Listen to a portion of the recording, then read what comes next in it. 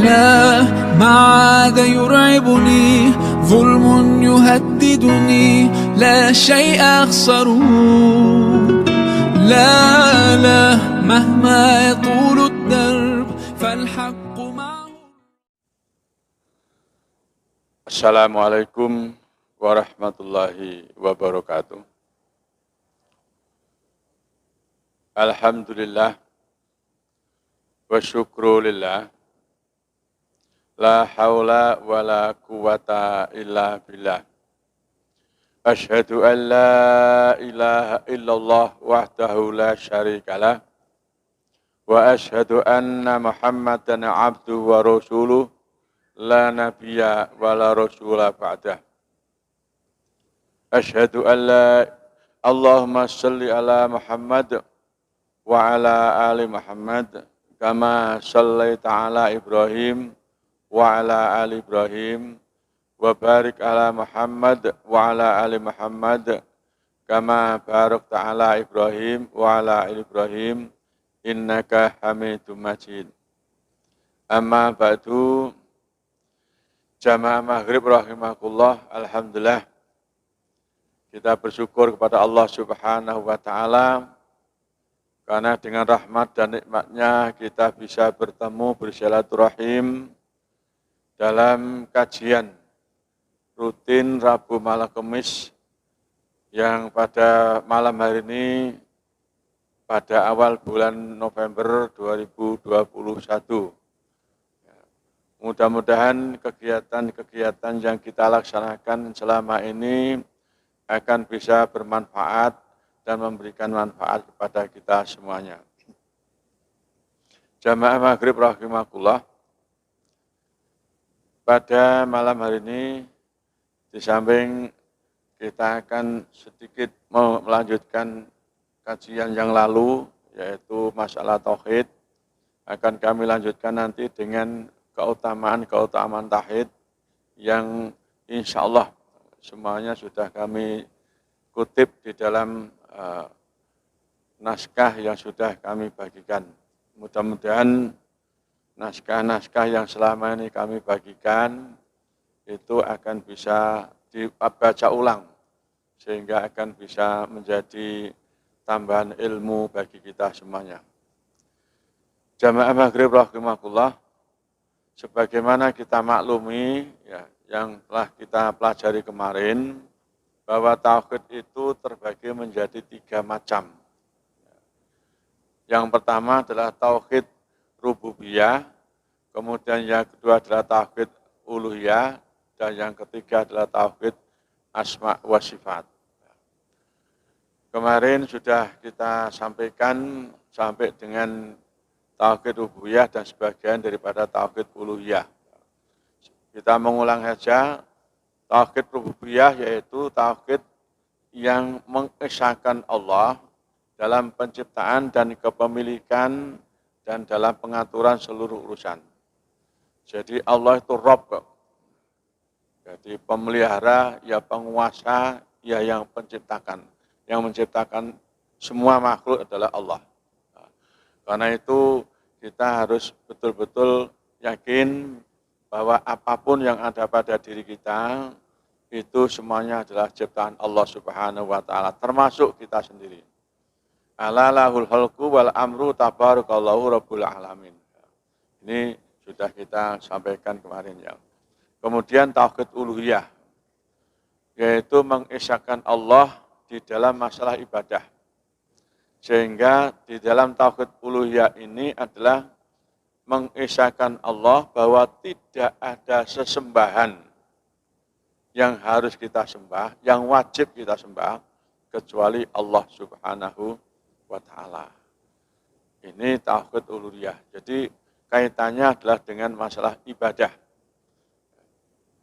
Sehingga kalau kita menyembah kepada selain Allah, berarti kita keluar dari tauhid uluhiyah. Dalam firman Allah surat Luqman ayat 30, Allah menyatakan, "Dzalika bi annallaha huwal haqqu wa anna ma yad'una min dunihil batil." Demikian itu karena sesungguhnya Allah adalah yang berhak. Artinya yang berhak disembah. Tidak ada sesembahan kecuali Allah Subhanahu wa taala. Wa anna mayatuna min dunihil batil. Dan sesungguhnya apa yang disembah, apa yang diminta selain Allah itu adalah batal. Jadi orang yang memohon pada selain Allah, orang yang meminta pada selain Allah, orang yang menyembah pada selain Allah itu adalah batil, ya, melaksanakan amalan-amalan yang batil. Jadi tauhid uluhiyah ini adalah tauhid yang kaitannya dengan ibadah. Kenapa? Karena sebenarnya tujuan utama Allah menciptakan manusia itu adalah untuk beribadah kepadanya. Hanya beribadah kepadanya. Ini sudah sering kita dengarkan ayatnya, ya. Wa ma khalaqtul jinna wal insa illa liya'budun. Aku tidak menciptakan jin dan manusia kecuali untuk beribadah kepadaku. Jadi itu tujuan utama Allah menciptakan manusia. Sehingga manusia setelah lahir, setelah dewasa, itu mempunyai kewajiban yang hakiki, kewajiban yang tidak bisa ditinggalkan, yaitu menyembah pada Allah Subhanahu wa taala. Karena kenapa demikian? Karena sebenarnya manusia itu sudah terikat dengan janji kepada Allah. Yang dulu pernah kita sampaikan, ya. Jadi janji itu adalah satu janji yang tidak boleh diingkari. Apa janji kita? Janji kita itu adalah kita hanya menuhankan Allah Subhanahu wa taala. Ya. Ingatlah, ya, kata Allah, tatkala Tuhanmu menurunkan anak Adam dari tulang sulbi mereka, kemudian diambil satu kesaksian, wa id akhadha rabbuka min bani adama min dhuhurihim. Jadi itu ayatnya. Ingatlah tatkala Tuhanmu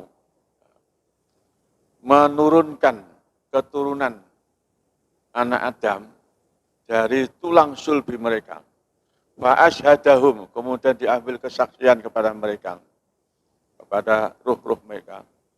Alastu birabbikum, apakah aku ini Tuhan?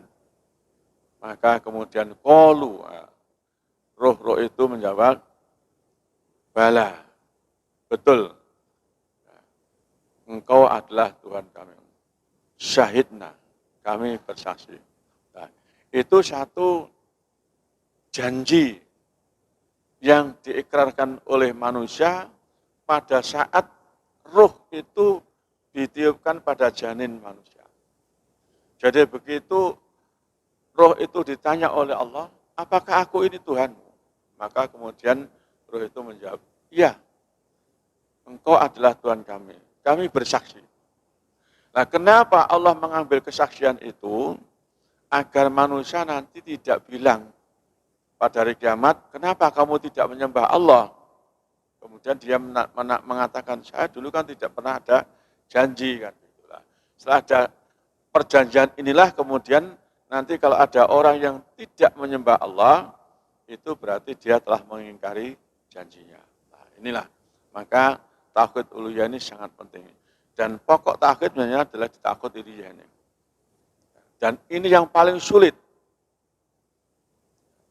Jadi tidak semua orang bisa atau melaksanakan tauhid uluhiyah.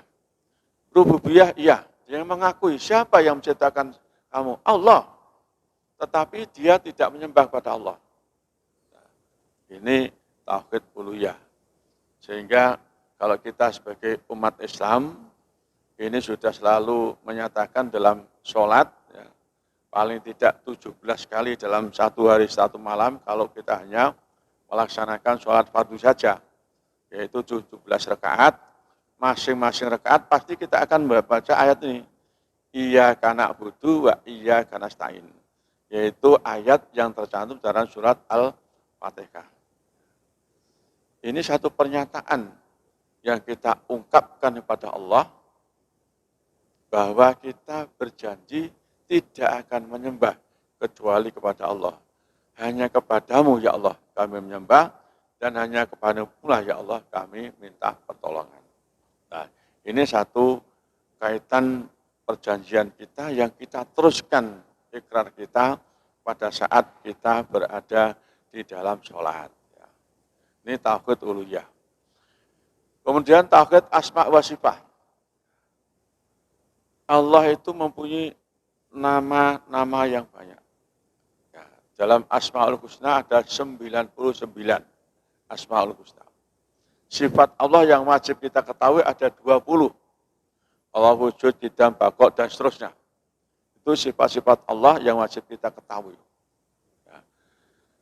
Tauhid asma wa sifat itu adalah tauhid yang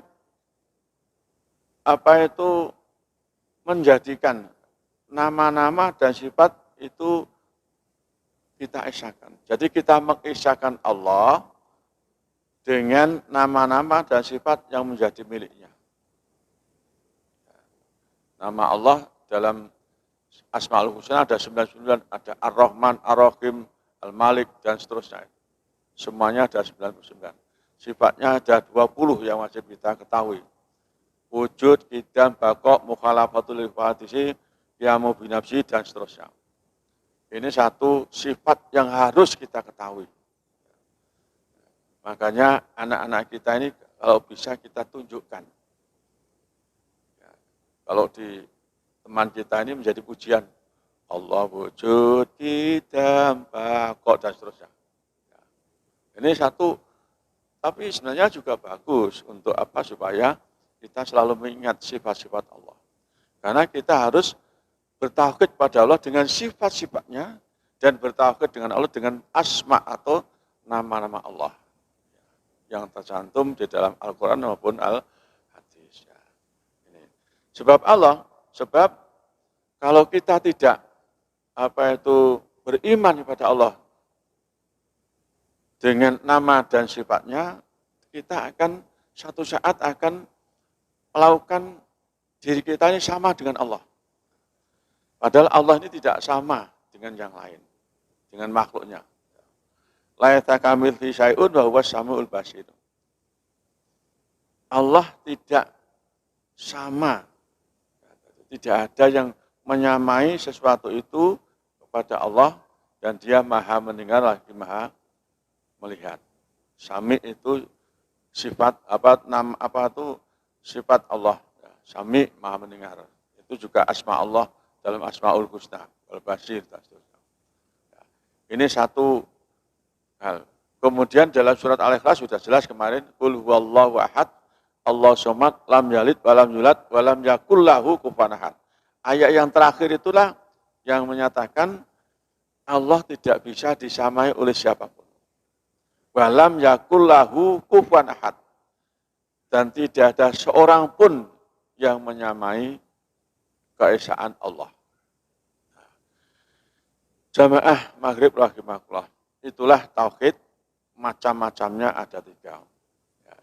Jadi tauhid rububiyah, tauhid uluhiyah, dan tauhid asma wa sifat. Jamaah Maghrib rahimakumullah, mari kita sekarang masuk kepada keutamaan tauhid. Orang yang bertauhid ini adalah orang yang mempunyai keutamaan-keutamaan. Banyak sekali. Orang yang bertauhid itu mempunyai keunggulan dibanding yang lain, yang tidak bertauhid. Ada banyak buah dan keutamaan tauhid. Di antara pertama adalah orang yang bertauhid kepada Allah akan dihapus dosa-dosanya. Ini keuntungannya, keutamaannya. Orang yang bertauhid, orang yang mengisahkan Allah, itu akan dihapus dosa-dosanya. Ini dalam dalam hadis yang diriwayatkan oleh Tirmidzi. Hadis ini dari Yabna Adam, innaka law ataitani bi qurabil ardi khotoya tsumma laqitani la tusyrik bi syai'an la ataituka bi qurabiha maghfirah. Wahai anak Adam, kata Allah dalam hadis ini, sesungguhnya jika engkau datang kepadaku dengan dosa yang banyaknya sepenuh bumi, kemudian menemui aku dengan tidak pernah berbuat musyrik, tidak pernah mencukutukan aku dengan sesuatu, la ataituka bi qurabiha maghfirah, maka aku juga akan memberikan ampun sebesar bumi tersebut. Jadi kalau kita ini mempunyai kesalahan yang diibaratkan oleh Allah, banyaknya selingkuh bumi, ya. Tetapi pada saat meninggal, kita tidak pernah berbuat syirik pada Allah, tidak menyekutukan Allah, sehingga kita akhiri hidup kita dengan kalimat la ilaha illallah, maka dosa-dosa itu pun akan diampuni oleh Allah Subhanahu wa ta'ala. Nah, itu keuntungan kita untuk bertauhid. Ini yang pertama. Jadi, upayakanlah kita di dalam hidup ini tidak ada terbetik di dalam diri kita untuk mensekutukan Allah Subhanahu wa ta'ala. Jika ada ajaan-ajaan untuk melakukan penyembahan kepada selain Allah, ini sudah jelas dituntut oleh Allah. Di dalam surat Al-Kafirun sudah jelas. Qul ya ayyuhal kafirun, la a'budu ma ta'budun, dan seterusnya. Kemudian orang yang berbuat syirik juga begitu, tidak akan pernah mendapatkan pengampunan dari Allah Subhanahu wa ta'ala kecuali ditaubati. Maka Allah menyatakan dalam hadis ini, seandainya manusia itu datang kepada Allah mempunyai dosa yang banyaknya selingkuh bumi, kemudian dia mati, datang kepada Allah, itu tidak pernah berbuat syirik padanya, maka akan diampuni dosa-dosanya. Ini yang pertama. Yang kedua, orang yang bertauhid pada Allah akan mendapatkan petunjuk yang sempurna di akhirat dan mendapatkan rasa aman. Dalam surat Al-An'am ayat 82, alladzina amanu wa lam yalbisu imanahum bidzulmin ulaika lahumul amnu wa hum muhtadun. Orang-orang beriman yang tidak pernah mencampur adukkan imannya dengan dzulm, dengan kedzaliman, dengan kesyirikan, ulaika lahumul amnu wa hum muhtadun. Mereka itu akan mendapatkan rasa aman nanti di hari akhir, dan mereka akan mendapatkan petunjuk dari Allah Subhanahu wa ta'ala. Jadi orang yang imannya tidak pernah dicampur dengan kesyirikan, tidak pernah bercampur dengan penyembahan kepada selain Allah. Jadi iman pada Allah kemudian tidak dicampur dengan satu amalan yang menunjukkan kesyirikan kepada Allah, mensekutukan Allah, maka dia dijamin rasa aman di dalam kehidupannya, dan dia akan selalu mendapatkan petunjuk dari Allah Subhanahu wa ta'ala. Jadi iman, maka jangan sampai iman kita dicampuri dengan kekafiran, dicampuri dengan kemusyrikan. Sebab apa? Walladzina kafaru min ahlil kitab wal musyrikina fi nari jahannama khalidina fiha ulaika hum syarrul bariyah. Jadi kalau ada orang yang berbuat syirik, itu akan mendapatkan balasan, yaitu tempatnya di neraka jahanam. Kemudian dia juga digolongkan oleh manusia yang buruk. Nah, ini satu. Karena itu iman kita hendaknya kita murnikan. Kita tidak pernah mencampurinya dengan kesyirikan. Yang kedua. Yang ketiga, orang yang bertauhid akan dihilangkan kesulitan dan kesedihannya di dunia dan akhirat.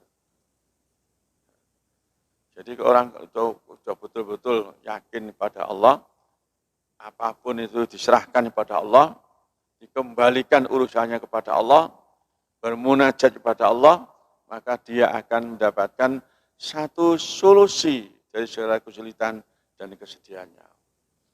Wa may yattaqillaha yaj'al lahu makhrajan wa yarzuqhu min haitsu la yahtasib. Siapa yang bertakwa kepada Allah, maka akan diberikan jalan keluar baginya dan akan diberikan rezeki dari arah mana saja yang tidak pernah diperkirakan. Jadi ini iman yang disempurnakan dengan takwa kepada Allah, yang dipakai pakaian dalam hadis ada itu. Ya, jadi al-imanu uryanun walibasu at-taqwa. Iman itu telanjang. Pakaiannya yang baik adalah takwa. Kemudian dalam Al-Quran juga begitu. Ada juga Allah sudah memberikan pakaian kepada manusia. Tetapi pakaian takwa itu yang lebih baik. Jadi kita diberi pakaian, ada baju seperti yang kita pakai sekarang ini. Ini dari Allah semuanya. Tetapi kata Allah,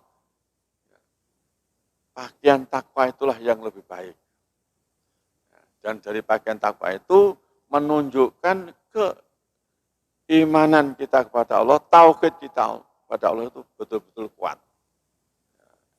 Sehingga kalau tauhid kita kepada Allah kuat, maka kita akan dikeluarkan atau diberikan jalan keluar untuk segala kesulitan dan dikeluarkan dari segala kesedihan.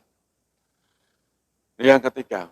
Yang keempat, orang yang mentauhidkan Allah akan menjadikan dirinya cinta kepada iman.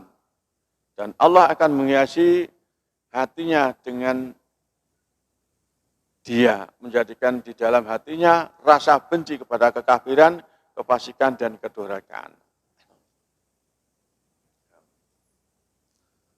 Dalam surat Al-Hujurat ayat 7, Allah berfirman, wa'lamu anna fikum Rasulullah la yuti'ukum fi katsirin minal amri la'anittum walakinnallaha habbaba ilaikumul iman wa zayyanahu fi qulubikum wa karraha ilaikumul kufra wal fusuqa wal isyan ulaika humur rasyidun. Yang tercantum dalam teks itu artinya dimulai dari walakinnallaha. Tetapi Allah akan menjadikan kamu cinta kepada iman dan menjadikan imanmu indah di dalam hati kamu. Nah, dimulai dari itu. Tapi kalau kita ambil dari wa'lamu annal fikum, ketahuilah bahwa di dalam diri kalian adalah ada seorang Rasul. La yuti'ukum fi katsirin minal amr, seandainya kamu diberikan satu masalah yang banyak, la'anitum, maka akan menyusahkan kamu. Walakinnallaha habbaba ilaikumul iman. Tetapi Allah menjadikan kamu cinta kepada iman. Wa zayyanahu fi qulubihim, dan menjadikan indah iman itu dalam hatimu.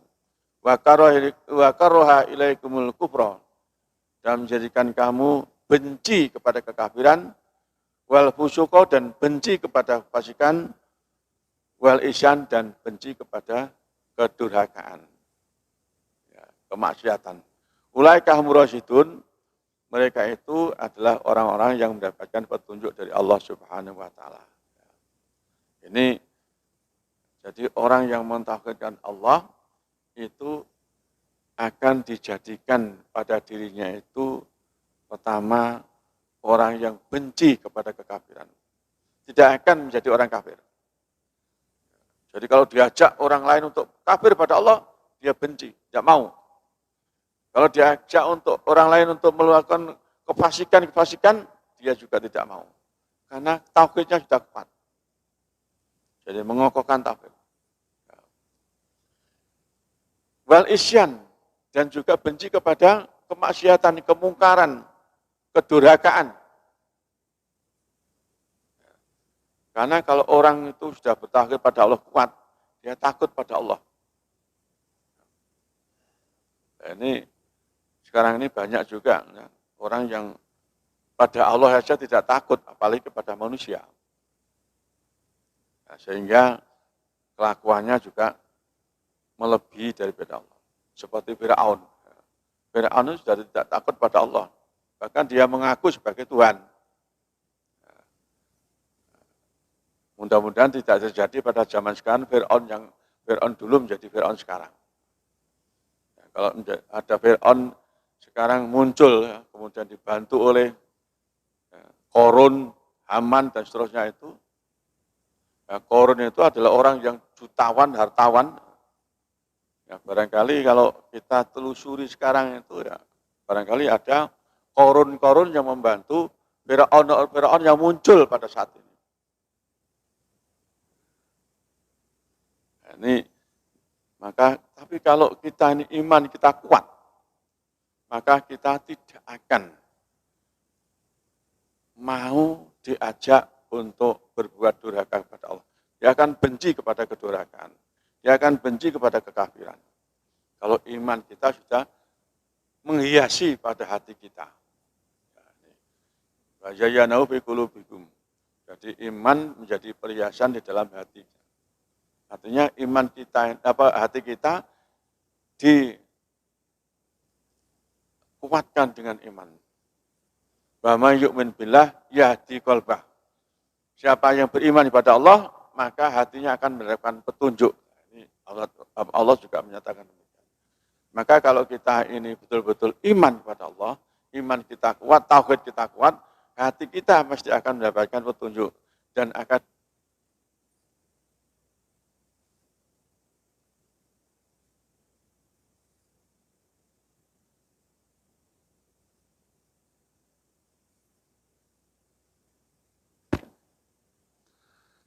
itu yang keempat. Yang kelima, tauhid merupakan satu-satunya sebab untuk mendapatkan ridho Allah. Jadi kalau orang yang bertauhid dengan kuat kepada Allah, maka dia akan mendapatkan keridhaan dari Allah Subhanahu wa taala. Orang yang paling bahagia dengan syafaat Nabi Muhammad adalah orang yang mengatakan la ilaha illallah dengan penuh keikhlasan dari dalam hatinya. Ini. Dalam sebuah hadis yang diriwayatkan oleh Bukhari dari Abu Hurairah, An Abi Hurairah annahu qala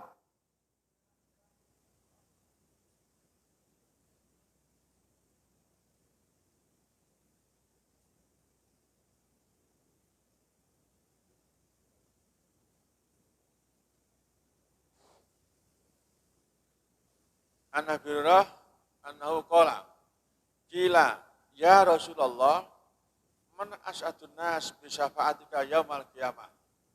Qala Rasulullah sallallahu alaihi wasallam laqad donantu ya Aba Hurairah Allah yas'aluni an hadzal hadits ahadun awalu min kalima ra'aitu min kirsika al hadithi as'atun nasi bi syafa'ati yaumal qiyamah man qala la ilaha illallah khalisan min qalbi aw nafsi. Abu Hurairah berkata, sesungguhnya Rasulullah pernah ditanya, ya nanya ya Abu Hurairah sendiri. Hai Rasulullah, man as'atun nas, siapakah orang yang paling bahagia, manusia yang paling bahagia, bisa syafa'atika yaumil qiyamah, dengan syafaatmu pada hari kiamat.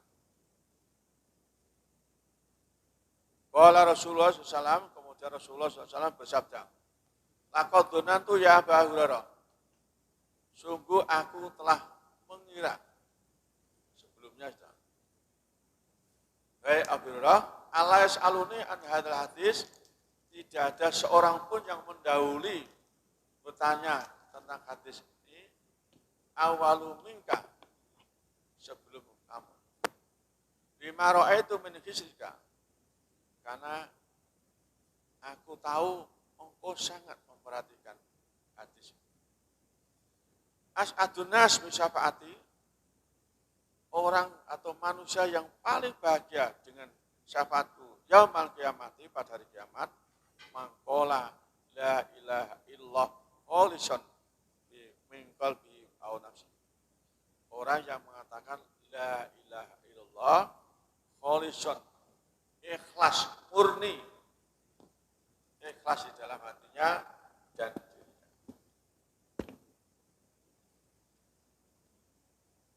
Ini satu hadis ya, yang menceritakan bahwa orang yang biasa mengucapkan kalimat la ilaha illallah, zikirnya selalu dengan kalimat itu, maka dia nanti akan mendapatkan pertolongan dari Rasulullah di hari kiamat nanti. Dan mereka itulah orang yang paling bahagia dalam hidupnya di akhirat. Makanya kalimat la ilaha illallah itu adalah kalimat yang bisa memenuhi ars, kata hadis itu.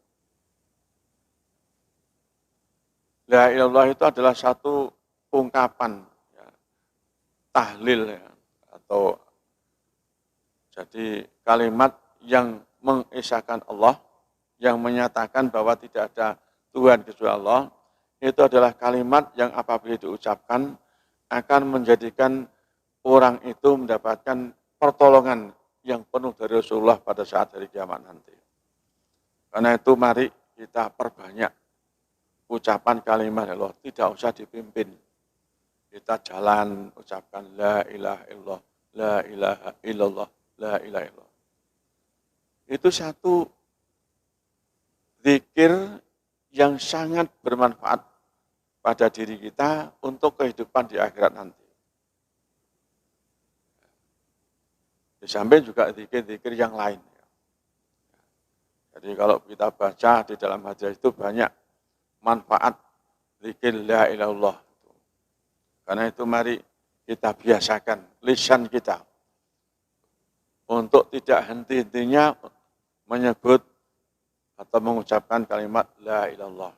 Karena itu adalah merupakan satu kalimat yang akan membahagiakan kita, karena kita akan mendapatkan pertolongan dari Rasulullah SAW pada saat hari. Dan orang yang mampu mengucapkan kalimat la ilaha illallah, kalimat tahlil, itu adalah orang yang tauhidnya kuat. Jadi salah satu tanda tauhid seseorang itu kuat adalah dia selalu mengucapkan kalimat la ilaha illallah. Kalau tidak ada tauhid yang kuat, tidak mungkin. Nah, karena itu, mari kita tandai diri kita, apakah tauhid kita kuat atau tidak, itu tergantung bagaimana kita melafadzkan kalimat Allah itu sesering mungkin atau bagaimana. Itu satu tanda yang bisa kita lihat pada diri kita masing-masing. Jamaah maghrib rahimahullah, itu yang kelima. Yang keenam, orang yang bertauhid pada Allah akan masuk surga. Ini. Man mata wa ya'lamu annahu la ilaha illallah dakhala jannah. Orang yang mati dan dia mengetahui bahwa tidak ada Tuhan kecuali Allah, dia akan masuk surga. Ini satu keuntungan bagi kita. Kemudian hadis lain, mamata la yusyrik billah syai'an dakhala jannah. Orang yang meninggal dunia dengan tidak pernah menyekutukan Allah dengan sesuatu apapun, dia masuk surga. Ada hadis lain menyatakan ya, siapa yang mengakhiri hidupnya dengan kalimat la ilallah dakhalal jannah. Ini juga sudah sering kita dengar hadis itu ya. Jadi makanya kalau kita ada orang yang najak, kita sedapat mungkin untuk mengajak orang yang najak itu ya, untuk mengucapkan kalimat La ilaha illallah. Kenapa? Orang yang mengakhiri hidupnya dengan kalimat Allah itu akan masuk surga.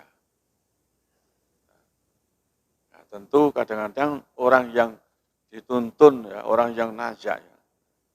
Jadi sakrul maut, gitu. Orang yang dalam keadaan sakratul maut, kalau kesehariannya, tiap harinya tidak pernah menyebut Allah, itu dituntun juga tidak segampang itu. Saya pernah, ya, ada orang yang najak, karena dia juga tidak pernah sholat, ya, tapi dia dengan tetangga baik. Pada saat sakratul maut, saya coba untuk melafadzkan kalimat la ilaha illallah. Ternyata tidak gampang. Dia muter aja. Bahkan saya itu disampai-sampai. Seakan-akan dia menolak. Itu terjadi.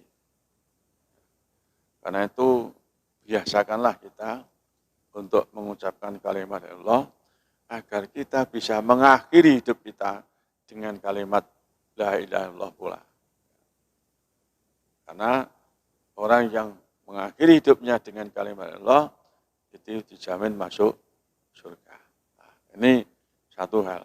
Karena itu untuk bisa begitu tentunya kita harus memperkuat tauhid kita kepada Allah Subhanahu wa taala. Ini yang keenam.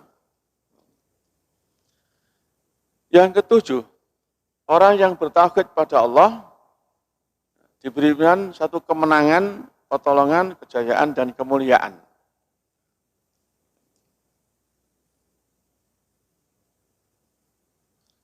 Ya ayyuhalladzina amanu in tansurullah yansurkum wa yutsabbit aqdamakum. Wahai orang yang beriman, jika kamu menolong Allah, menolong agama Allah, yansurkum, maka Allah akan menolong kamu. Wa yutsabbit aqdamakum, dan kamu akan ditetapkan kedudukanmu. Karena itu satu hal yang sangat penting di dalam hidup kita, bagaimana supaya kita selalu mendapatkan pertolongan Allah, selalu mendapatkan kejayaan dan kemuliaan di sisi Allah, maka kita harus banyak menolong agama Allah. Manakala Allah meminta kita pada saat agama Allah itu dihina, diinjak-injak oleh orang lain, maka kita harus tampil untuk menolong agama Allah tersebut. Karena jaminan orang yang mau menolong agama Allah, itu akan mendapatkan pertolongan Allah dan akan dikukuhkan kedudukannya, kejayaannya, kemuliaannya. Ini jaminan Allah. Jamaah maghrib rahimakumullah. Satu hal yang memang harus kita sadari. Di akhir-akhir zaman ini, banyak problema yang dihadapi oleh orang Islam, terutama di negeri kita, Indonesia. Ada ungkapan yang mengatakan, kalau satu negeri itu penduduknya mayoritas orang Islam, susah diajak maju. Setelah ditelusuri tidak hoak. Betul. Dan bahkan dia menjelaskan kenapa kok begitu. Karena orang Islam itu berpikir konservatif. Kolot. Pikirannya itu kolot katanya. Sehingga susah diajak maju. Kemudian ada lain yang mengatakan, kalau negara ingin maju, agama harus dihapus. Negara lain sudah berlomba-lomba untuk menuju planet Mars. Tapi di negara kita masih berlomba-lomba untuk menghafal Al-Quran 40 juz. Aneh. Setelah itu beredar, sudah baca oleh berapa puluh ribu lewat medsos, ditelusuri katanya hoak. Saya tidak hoak dan tidaknya, tapi itu sudah beredar.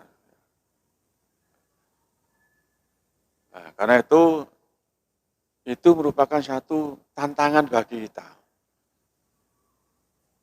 Penghinaan kepada agama kita. Masa orang Islam sulit diajak maju. Padahal negara-negara yang maju itu kebanyakan adalah penduduknya mayoritas Islam. Tapi kenapa dia berani mengatakan seperti itu? Nah, ini satu hal yang menjadi perhatian kita. Problematika bagi kita sebagai orang Islam, bahwa agama kita mendapatkan satu penghinaan yang harus kita selesaikan. Ini hadisnya.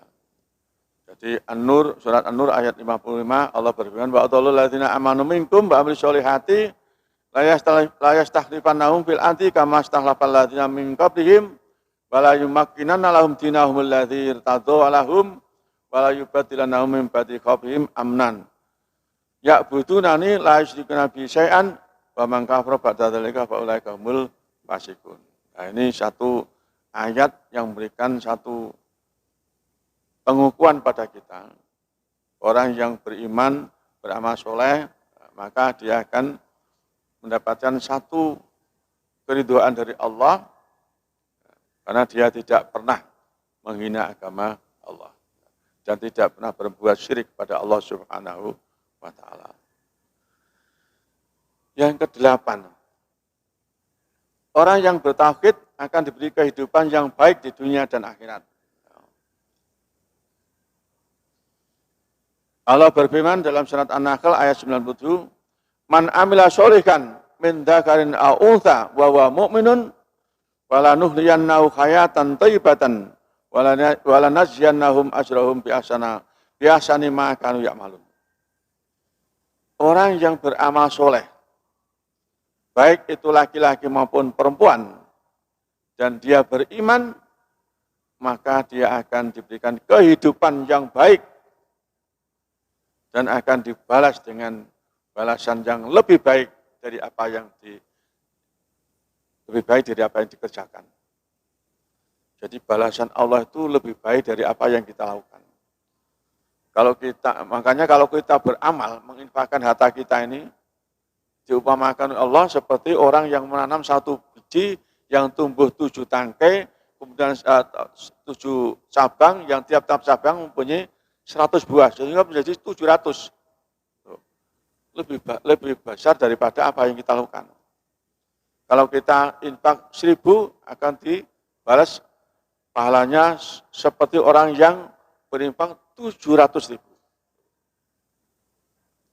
Jadi Allah itu memberikan balasan itu lebih baik dari apa yang kita lakukan. Karena itu, dan itu semuanya adalah karena tauhid kita kepada Allah Subhanahu wa ta'ala. Kemudian yang ke-9, tauhid akan mencegah seorang muslim kekal di neraka. Nah, ini. Yadkhulu ahlul jannati al-jannah. Ahli surga itu akan masuk surga. Wa ahlun nar an-naro, dan ahli neraka akan masuk neraka. Tsumma yaqulu ta'ala, kemudian Allah berfirman, akhriju man kana fi qalbi mithqalu habatin min khardalin min imanin. Keluarkanlah orang yang di dalam hatinya ada sebesar habah dari iman. Jadi orang yang punya iman di dalam hati walaupun sekecil apapun. Fayukhrajuna minha qatis padu fayul kauna fi nahril hayai wal hayat. Kemudian mereka dikeluarkan dari surga, dari neraka ya, yang sudah hitam karena sudah gosong, sudah terbakar oleh api neraka, yang warna sudah hitam, kemudian dibawa kepada di sungai kehidupan. Nah, ini satu keuntungan bagi kita. Wah kalau begitu enak ya nanti. Ya, tapi kita harus juga proses ya. Jangan sampai kemudian kita semena-mena. Jadi sedikit apapun kalau kita punya iman, yang iman itu kita lestarikan, ya, kita pertahankan sampai meninggal. Tauhid kita kepada Allah, kita pertahankan sampai meninggal sehingga kita akhir dengan kalimat la ilaha illallah tadi, maka kalau kita masuk neraka karena juga kita berbuat kemungkaran yang banyak, kemudian selanjutnya Allah akan mengeluarkan dari neraka itu. Meskipun setelah kita berada di neraka itu sudah terbakar sehingga kita gosong, ya, rupanya sudah hitam kelam. Tetapi Allah dengan Rahman dan Rahimnya Allah mengeluarkan pada orang-orang yang beriman meskipun sekecil apapun imannya yang dimiliki. Itu saya kira yang ke-10 dan seterusnya bisa dibaca di dalam teks yang sudah kami sampaikan. Karena waktunya sudah habis, mudah-mudahan kita bisa mempertahankan tauhid kita kepada Allah Subhanahu wa taala sehingga kita akan bisa mengakhiri hidup kita dengan husnul khotimah. Assalamualaikum warahmatullahi wabarakatuh.